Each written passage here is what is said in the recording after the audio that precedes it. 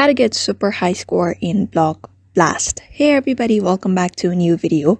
In this video, we're gonna learn how we can get super high score in Block Blast. So without any delay, let's start with the process on how we can do it. But before that, don't forget to hit that like, share, and subscribe icon.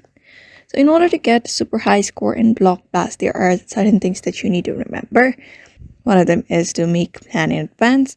For that, one of the most effective strategy is to make your plan in advance. As a puzzle game, you will have to plan and manage your game process wisely. Most versions of Block Blast show up the next blocks that will appear. You can use this foreknowledge to lay out the game ahead of time and thinking about the best place to place each square. The next thing is you may just take the advantage of the combo. That is one of the effective way.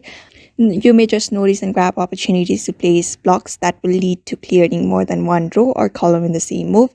When you have smaller blocks on hand, you can use them in order to fill your gaps. And another is you may just prioritize special blocks. Just do that. You may just prioritize the spatial blocks.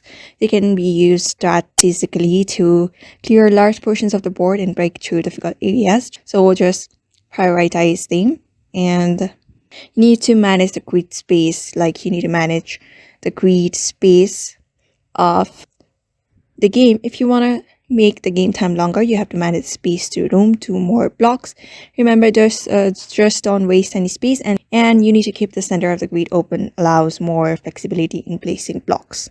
Another thing is save spatial blocks for difficult situations. You may just save the spatial blocks for difficult situations. Don't be too quick to use a spatial block. Save them for difficult situations where they can make different impact. Therefore, these are the steps you need to keep in mind in order to get a super high score in Block Blast. So I hope this video was helpful to you, and thank you for watching this video.